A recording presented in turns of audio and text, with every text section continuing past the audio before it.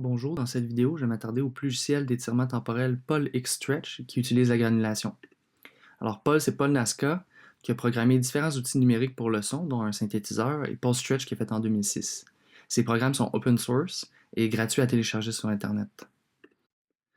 Donc sa première version ici va permettre d'étirer le son de manière vraiment très intense. Donc au lieu d'étirer le son 10 fois par exemple, il va pouvoir l'étirer jusqu'à 1000 fois sans avoir des artefacts indésirables et en gardant une certaine musicalité. Dans une entrevue, il explique comment il fait. Il prend des petits bouts, donc des grains, autour de 100 millisecondes. Il va faire une analyse de fréquence, rendre aléatoire certaines parties et remettre ça en grains qu'il va mettre un à la suite de l'autre pour étirer le son. Donc ici, on voit l'échantillon, les grains qui sont pris et qui sont replacés ensuite pour avoir le son étiré. Sur son site, il nous fournit un schéma de son algorithme. Donc, il y a la sélection des différents grains ici avec la grandeur de la fenêtre et la distance entre les échantillons de grains. Grâce à une enveloppe d'amplitude, il va s'assurer que la transition entre les grains soit bien douce et qu'il n'y ait pas d'artefacts indésirables. Avec chaque grain, il va faire une analyse spectrale avec la transformée de Fourier. Donc, la transformée de Fourier ici qui change le temps en fréquence pour l'échantillon. Donc, il va changer les phases pour remettre des nouvelles aléatoires. Il va faire la transformée de Fourier inverse avec une légère superposition pour venir ici replacer les grains de manière plus distancée afin d'avoir l'étirement désiré. Donc tout ça pour se rendre à Pollock Stretch, qui est un logiciel qui a été mis en place par Xenakios, mais qui utilise le programme de Paul Nasca. Donc pour bien comprendre les modifications de l'algorithme Pollock Stretch, je vais vous faire écouter sans étirement. Alors d'abord l'échantillon sans Paul.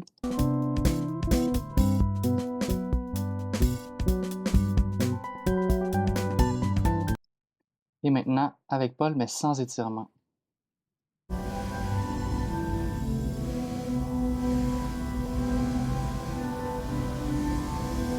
Donc on voit que ça vient vraiment donner un côté un peu embrumé, ça vient enlever les attaques, donc ça fait ça vraiment plus flou pour pouvoir l'étirer par la suite. On écoute ce que ça fait quand on l'étire.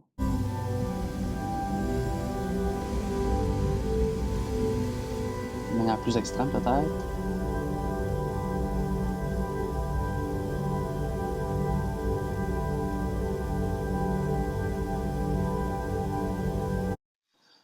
Donc il y a d'autres paramètres qu'on peut changer, comme par exemple la taille des fenêtres. Donc si on le met plus petit, ça va faire des plus petits grains.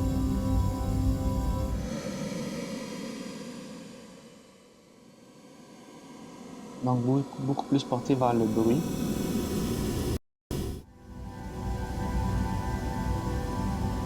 Un autre paramètre, ça serait le pitch shift. Donc ça fonctionne par demi-ton. Donc 12, ici ça fait un octave.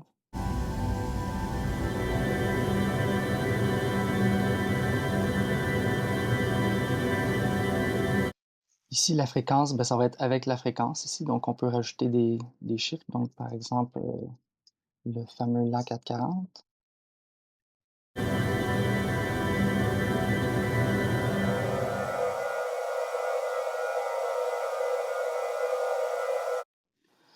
Un autre qui est intéressant, ça va être le filtre passe-bas et le filtre passe-haut. Donc ici, donc le passe-haut. Ici, le filtre passe-bas.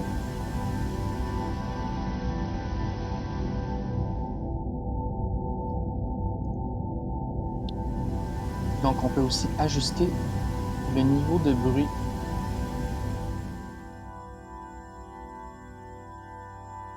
Ici, sans bruit.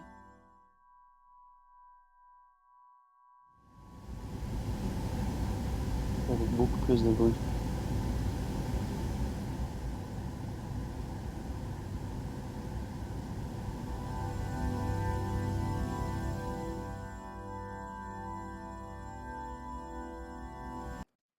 Donc on peut tout venir changer ces paramètres-là de manière indépendante en les ouvrant ou les fermant. Et finalement, on peut rendre notre fichier avec la longueur du fichier ici qui va être indiquée, donc 42 minutes 54 secondes, qui va beaucoup dépendre du stretch. Donc plus on étire comme ça peut durer hyper longtemps. Donc on peut vraiment prendre un son qui peut durer quelques secondes et le rendre en minutes et même en heures.